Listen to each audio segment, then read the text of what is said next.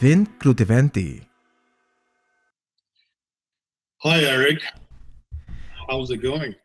I mean, it's going great. I've just been running a little behind. Got it to get everything set up. So there was a couple things that I wanted to talk to you about. You are running for Congress. You're running for the 14th Congressional District in California, Yes, that is correct.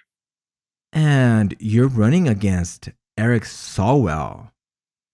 Yes, Swalwell is the incumbent. He's been incumbent for last six terms, so that's 12 years. Wow. Yeah. So, you know, there's a couple of things that I actually want to talk to you about. As a business leader yourself, you started A5 about 20 years ago, so you've been really close with small businesses, correct? Yes, apart from A5, which is a technology firm, we do business transformations and systems transformations using Salesforce and Oracle as the underlying technology driver. Uh, I've ran multiple small businesses as well um, in the district over the years. So I do have experience starting from scratch and then scaling businesses. Well, tell me a little bit something about the prior businesses that you have been involved with. So, example, I ran a dance studio, went off all the places, if you can imagine. A, Uh, a dance studio. Was that your dance first studio. business? I'm sorry? Was that your first business, a dance studio? No, the technology business was my first business. Dance studio was after the fact. So you've been involved with technology in all the businesses that you've been involved with, right? Uh huh. Yeah. Yes. So dance, like I was involved on retail, nonprofit, a whole bunch. Well, yeah. So apart from helping small businesses, you have also helped nonprofits and with their technology abilities, right? We funded a few nonprofits. We gave them grants, and then also helped few of them fundraise. And then, as the next step, what we did was we helped them refine and define their processes, get efficient and get better, so that they can be independent, self-sufficient, and raising their funds, and then running a lean operation because most of it is dependent on funds for them. So that's what we did with them, and we continue to do. We're going to change our model a little bit starting next year. Mm. Instead of uh, giving money to multiple nonprofits, we are going to start doing directly through my nonprofit, my family foundation, and then allocate a certain amount to certain types of activities that we want to give back to the society. And it could be like, one or the other in certain cities, right? Mhm. What we might do in Pleasanton might be different than what we might do in San Leandro, for example, or Hayward. So we want to go out and do it directly. Right now, we are giving grants to some, and then they are going out and doing it themselves to whatever the costs that they hold near and dear to them. So have you always been philanthropic? So it runs in the family. Um, so my grandfather was a freedom fighter Mhm. back in India. He fought for freedom for India from the British. He fought alongside Gandhi, and at some point, they were in the same jail cell briefly. But he left everything for the country, and then uh, did what was right.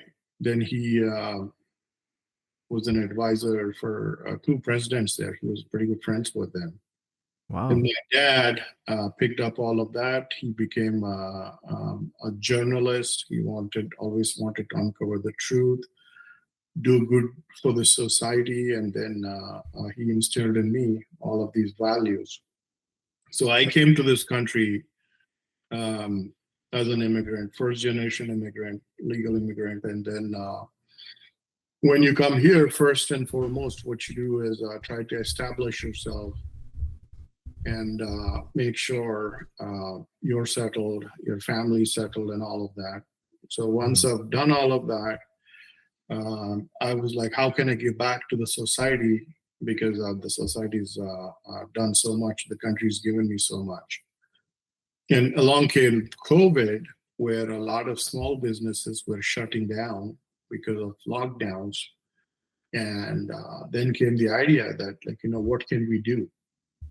Mhm. So uh, my wife was helping me in businesses. Like, she was a respiratory therapist when we met.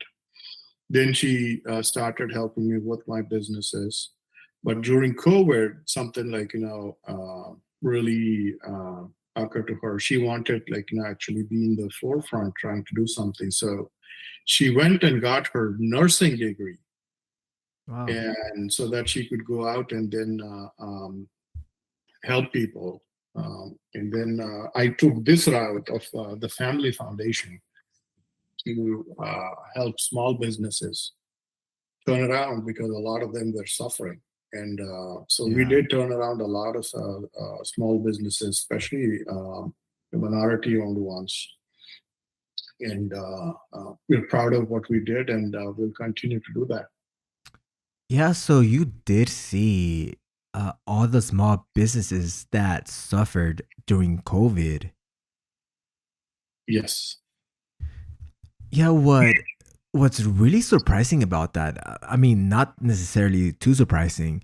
So, because of COVID, a lot of small businesses actually suffered, but the companies that pulled forward that actually came out stronger after COVID were the big um, businesses. And for example, Amazon.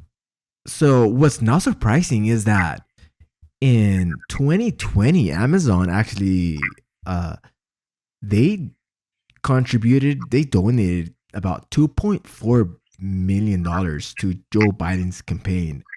Mhm. Most of the money actually went to Democrats. Now, Democrats were pushing this narrative that everyone should be locked down, or all the companies should be locked down, all the small businesses. And I was actually living in Long Beach at the time, and Mhm. it just felt surreal. I was going to Cal State Long Beach at that time, and LA, it's pretty hectic with traffic. But after COVID, the freeways were just dead. Um, and during during the whole COVID situation, I actually traveled to Florida. This was already back, or this was in June. So Mhm. while California was still closed down, Florida had just began to open, and I actually took a Uber. I went over to Orlando to visit Disney World. So we took an Uber to uh, to get to Disney World, and our Uber driver was actually telling us that when COVID hit, the business or his money just basically dried up. He wasn't getting any money, with Uber. A lot of those uh drivers rely on the money they make through Uber. He said that he was not getting any money during that time, that he would just go home and cry. And it's just sad. He was an immigrant, and he actually immigrated from India. He was telling me that he came here, but the way that it all happened, a lot of people suffered, and that's what's not really talked about enough. We talk about small businesses closing and not having enough to really get ahead. But what we don't hear is the actual stories of the people that lost their businesses. That for some, it was a family business that went on for decades. And so, you working with small businesses, I'm sure you've seen a lot of what COVID caused and all the damage that it caused to people that, everyday people. Yeah, yeah. I mean, I have like tons of examples. There was this couple that uh, uh, Spanish couple that actually were working at a restaurant. The husband was the chef, and wife was taking care of the operations and all of that. And they worked in this business for 25 years. And when the owner wanted to retire, they put everything they have, worked hard for the last 25 years to buy that business. 3 months later, everything was shut down. Wow. So the resilience, you see, they came out strong, uh, but they had to like endure and survive uh, for a few months.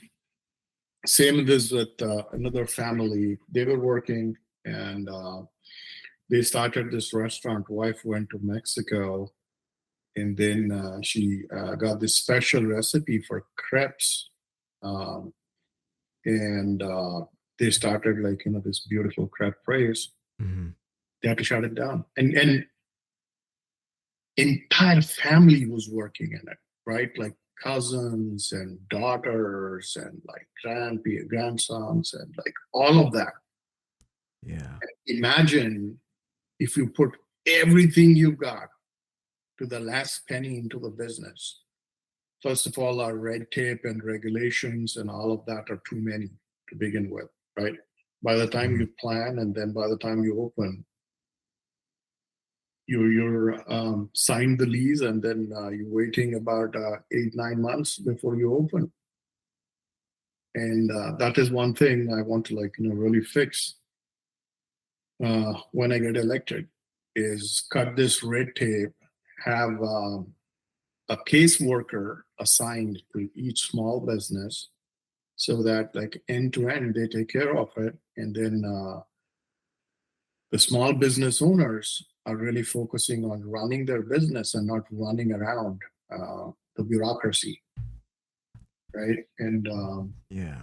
in most cases, like if the bureaucracy fails them and drags it out, I mean, I feel the government should start paying monthly to these small business owners. How will they like actually survive else? Right. So it's hard out there being small businesses. Yeah, because running a small business, th- the margins are thin mostly, and sometimes you're just getting by. And COVID just went on. I remember at first it was like 4 weeks, then a couple months, and for some reason somehow it extended like almost 2 years. And in California, other states started to open up, but California just kept pushing this thing forward. And uh, Gavin Yeah, Newsom, what? well, our governor Newsom shut down everything. He was partying in his vineyard, and my congressman was seen partying without a mask multiple times. I mean, these are the people that are like really living their life, shutting everything down, and then let the country suffer, people suffer. But all these mandates were really brutal. So just a tidbit, interesting one you might find. Mhm, There are about 33.2 million businesses, small businesses uh, in the country, mhm. making up about 99.9% of all businesses. Wow. And small businesses, this is countrywide, okay? Mhm. They employ about 61.7 million people, and that represents 46.4% of all of the private workforce. Wow. And they generate about 1.6 trillion in payroll, right? Yeah. And also, 42% of all small businesses, this might be really interesting, are women owned. Wow. 19% are minority owned, and 5.9% veteran owned. Yeah. So, who really suffered during the shutdowns, right? And Mhm. even like, in my district, there are about 16,145 small businesses, right? Mhm. Getting about 12.4 billion payroll and 45%, 45.3 of all of the employment in my district. Yet, we haven't figured out a way to make sure we make it easy on them to do business with, right? Right. There's so much red tape. We um, we create all these like incentives when, like, all these like big corporations fail it because of their own mistakes, because of their own risks. Oh, you're too Mm. big to fail, let's go bail you out at other people's like dime, right? At taxpayers dime. But when Mhm. small businesses fail, begin to like suffer, oh, here is a little grant for you to get over it, if that. Oh, you have to like meet all these like 55 conditions for you to like apply, and then half of them do not even know how to do the paperwork. Right. And a prime example we actually saw during the 2008 recession and banks being bailed out. Now, it was because they were too big to fail, right? That's what they were saying. Mhm. But what is it when, as you mentioned, the amount of small businesses that actually make up the economy and COVID is pushed, now all these small businesses are closed. Maybe a couple of businesses are not going to dent the economy. But when they are all forced to close, Mhm. that really dents the economy. Right. And these are normal people, our neighbors, right? And if you look at like normal human nature, Uh-huh. politics, people fight, right? You're this, you're that, like, your color is this, like, your background is this, you're from here, you're not from here, you're a first generation immigrant, you're a fifth generation immigrant. All these things come, okay, you believe in this, I don't believe in that. Like, your party is this, mine is Hmm. not. Your sexual orientation is this, mine is not. Like, all those Yeah. differences. But when a neighbor really is suffering, do we really care about what they are before we help them? Right? That's the Uh-huh. human nature that we got to remember to carry within ourselves in day to day lives. We can argue about our differences, but there is a lot that unites us as a society than that divides us. We all want the same thing in life, right? We Yeah. want to have a good life. We want to be secure financially. We want our kids to have good education. We want to take care of our elderly. We want our communities to be safe and prosperous. We want to have prosperity. Right. And these are the core tenets, and that's what we call the American dream. And that's what we have to strive to protect, the American dream. To say, have we done all of this, or is it just political rhetoric? Hmm. Example, just pivoting a little bit, Yeah. we've spent a lot of money fighting foreign wars. But when uh, this catastrophe hit Hawaii last year, what did we do? Nothing. And now North Carolina, we have like no money, and then we are giving them $750, whereas Yeah. we're sending billions and billions of dollars overseas. We need to start taking care of our people, and then we can take care of the world. Hmm. I mean, it's Maslow's hierarchy of needs, right? Right. We have to feel secure. We have to feel safe. We have to have food, shelter, and water, and Hmm. then we can begin to think about other things. Yeah. The whole thing with politics, uh, and this is why I try to be careful when talking about politics, because I understand that politics could be decisive or divisive. I mean, so what I say, there are my opinion, and Republicans as Democrats, they're not always right. They're not always wrong. I think the thing that is hurting us is that Republicans and Democrats choose a certain side. I want to say that I recently saw a proposal that Kamala Harris had, and then Trump just went off and took that idea.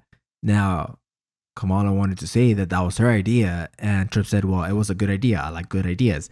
And see, this is what I don't understand. Why can't both parties have probably similar proposals, but just say, okay, so for example, and I'm using this as an example.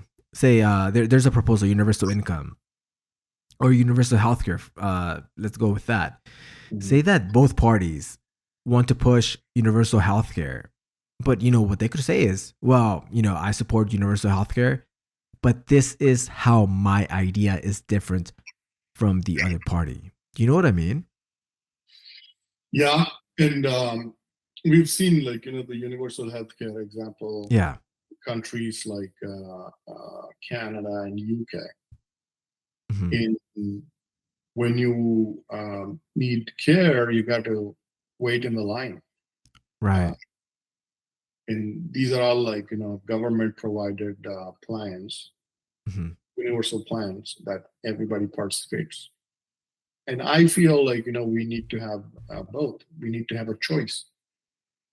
We need these government plans for whoever wants to participate there, but a choice for whoever wants to buy some kind of private insurance, Uh-huh. right? So that we're not waiting in line. I remember one of my friends had to have a surgery, Yeah. and that was like a small appendicitis surgery, and they told him he has to get it like 9 months later. Okay, that could burst open and die. Oh yeah, yeah. If it bursts open, you can come in.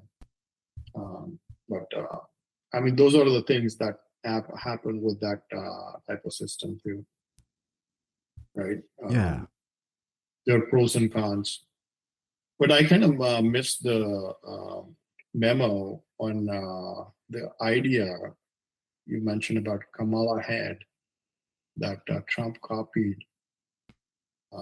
Was this about healthcare? No, no, it wasn't. I forgot what it was about. Um, you know, I I, thought it was the other way around. No tax on tips was Trump's idea. He announced it months before, and Kamala announced it like 5 months later. yeah, because I do remember something like that. I don't know if it was about that specifically or something that not necessarily have to do with tax on tips, but possibly something similar to that. Mhm. Because what I do remember is Trump just saying, "Well, it was a good idea. I like good ideas," which he's not wrong for saying that. If Mhm. the other party has a good idea that could benefit the American people, why not run with that idea? Maybe elaborate a little bit on why his idea is different Mhm. than the other parties. Um, So if there's a good idea, they should have implemented it right away. I Mhm. mean, why wait until they get elected to implement it next term? Kamala still is in power for next 32 days. No, right. Yeah, and I'm a Democrat. I feel that my values have not changed, but Uh-huh. I feel that the party's values are changing dramatically. Now, going with Kamala, um, the thing that she's running with is, you need to vote for her to protect democracy. Now, I'm sure she's a nice lady. She's probably, she could probably be a good politician if she's president. I don't understand how she's saying that these things are going to change once she's in office, but like people forget that she's a vice president currently. But with the thing that does not sit right with me is that they're running on voting for Kamala Harris to protect democracy, but the way that she got selected, she just got selected without gaining any votes. Biden was the one running for president. Then they push him out. Then they install Kamala as the nominee. And now we need to vote for her in order to protect democracy when she kind of just got selected for that position. Uh, There is a system in play. It's the system that controls everything, at least on the Democratic side. Every party has pros and cons. right. I feel the democratic process should have played itself out. Mhm. There were a lot of good candidates. I wouldn't necessarily agree with their positions, Right. but there were about like 8 or 10 potentially good candidates where the country would have benefited from them participating in the process. We would have benefited as a country when we hear them debate and bring forward their ideas, and Yeah. that did not happen. In Everybody got really pushed out because Biden was going to be the one. If they ran a Right. process RFK probably would not have never run as an independent. You know, Mhm. so I feel it was a disservice to the nation by Right. uh, anointing her than running a democratic process. See, I Yeah. mean, a lot of people ran on the Republican side too, right? Right. And uh, and then nobody can say that it was just one side. Oh, right. Yeah, I mean, we've seen this happening since the 2016 election when the Democratic Party or the Democrat Party snubbed Bernie Sanders and got Hillary Clinton as the nominee. They snubbed Tulsi Gabbard. They snubbed uh, Robert F. Kennedy Jr. And Yeah, we keep seeing it over and over again.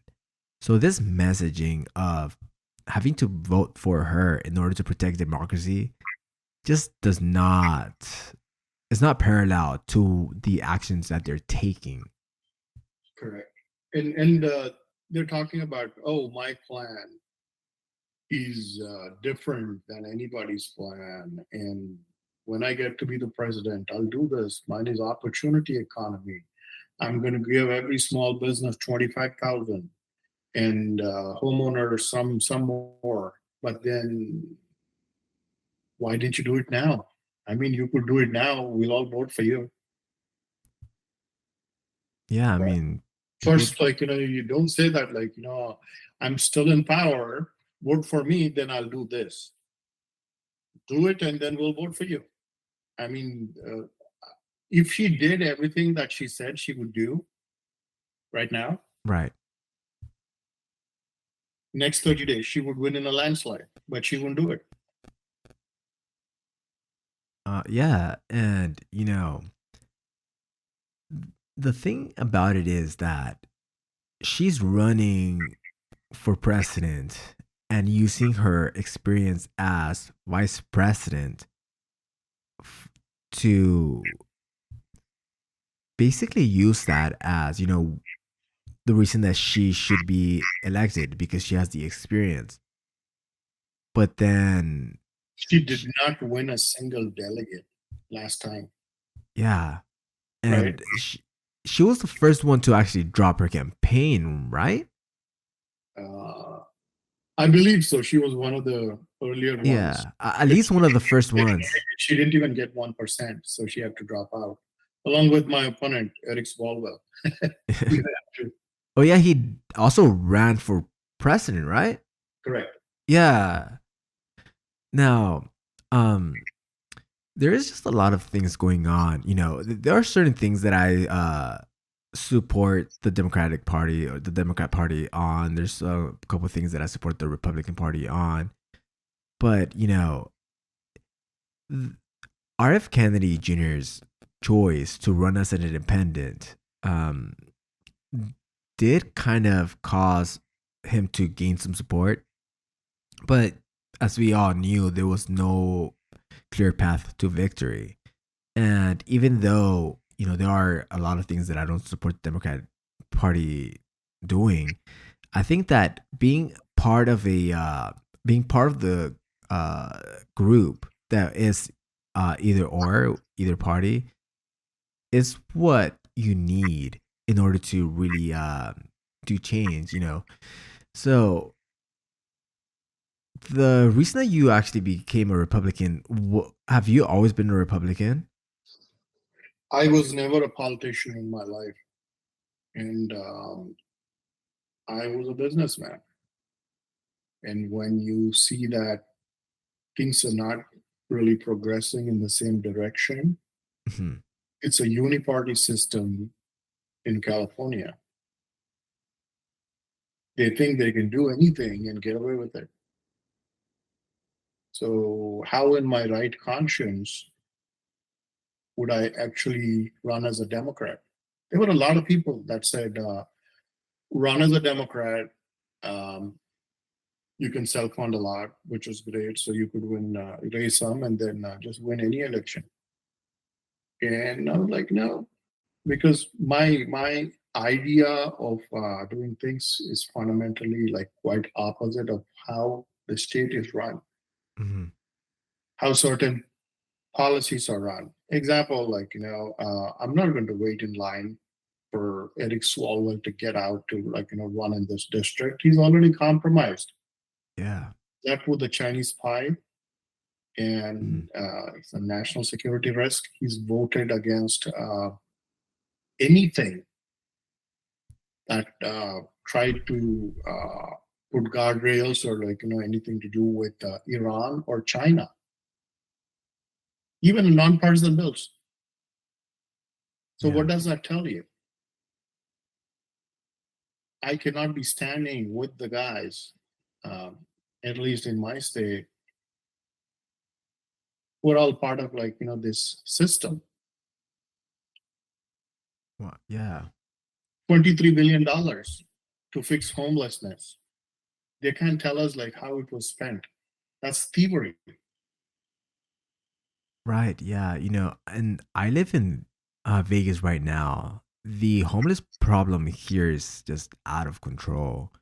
And I just moved to Vegas from California.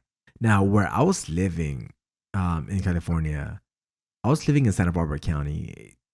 I didn't really see much homelessness there. But when I was living in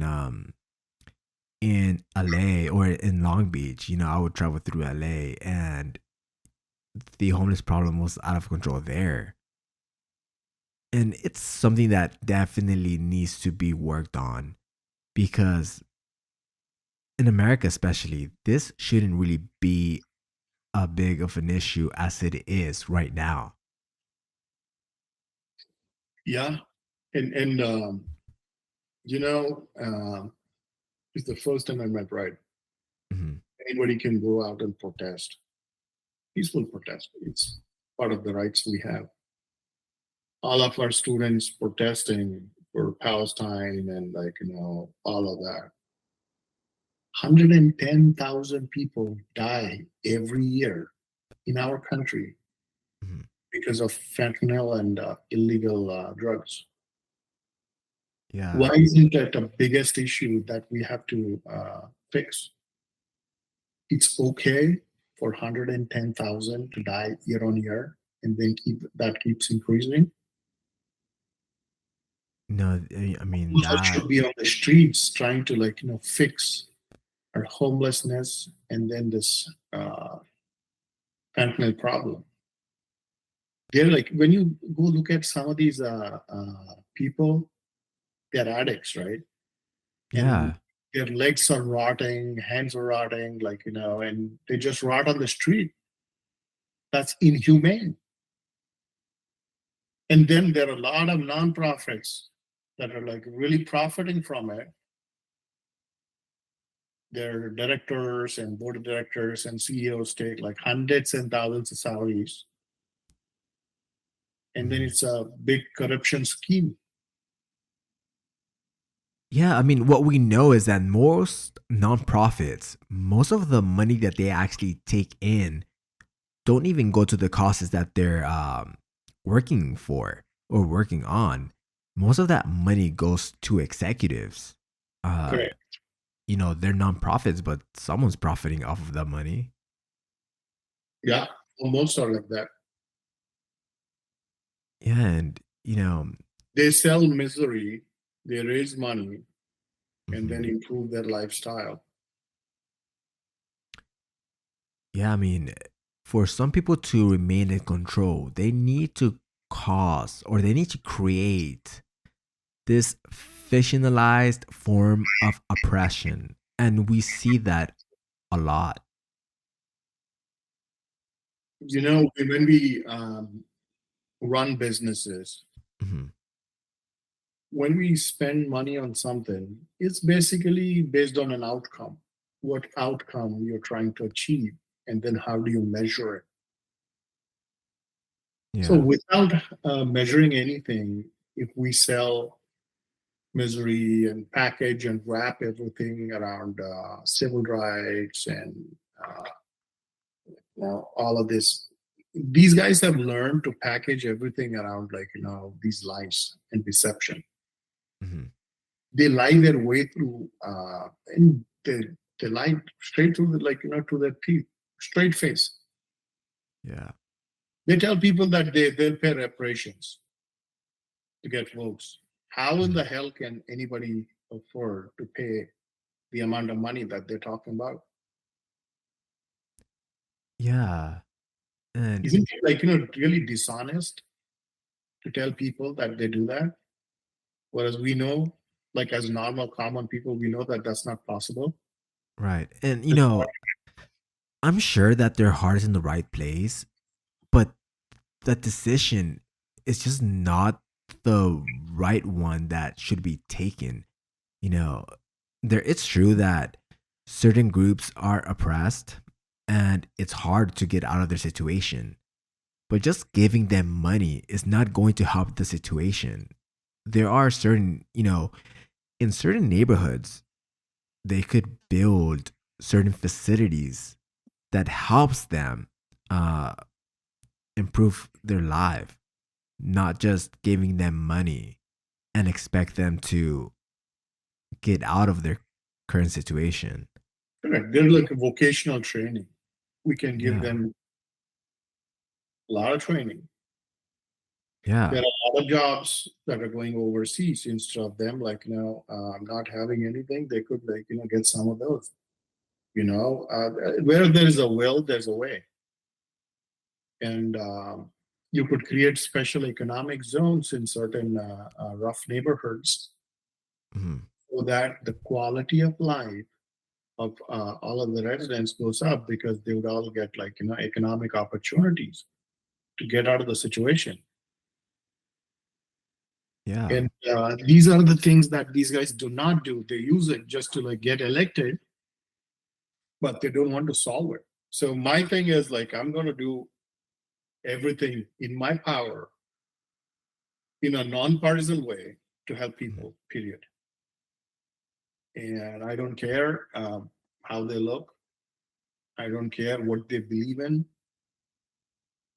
End of the day, I feel we as humans, 80-90% all want the same. No, that's And when true. we focus on what unites us and just ignore what divides us, that's going to uplift the society. And that's what I intend to do. Yeah, I totally agree. Well, listen, Vin, it was a pleasure to speak with you and really get to the bottom of of what your thoughts are with small businesses and just what we could do to uplift um communities. But this was a great conversation, and I just wish you all the best in your campaign. It's a hard battle now that that you are running as a Republican in California, where people do tend to vote overwhelmingly for Democrats. So it's going to be tough, but I just wish you all the best. Yeah, thank you. Really appreciate it. And then a great conversation. But when people know that doing the same thing, if it doesn't give you the same results, it's called insanity, right? So you try to do Right. something else. So at least hopefully they get to listen to this one and then decide to vote for me. And that's for a positive change. If I don't deliver in 2 years, vote me out. Yeah, as it should be. um that's what we are just lacking, that can or politicians get into office, they don't really do much, but they just keep getting elected. And we are in a time that we need change desperately. 100%. Yeah, well, yeah, so great conversation, and I just wish you all the best. Thank you, Rick. Have a great one. You too, thank you. Bye.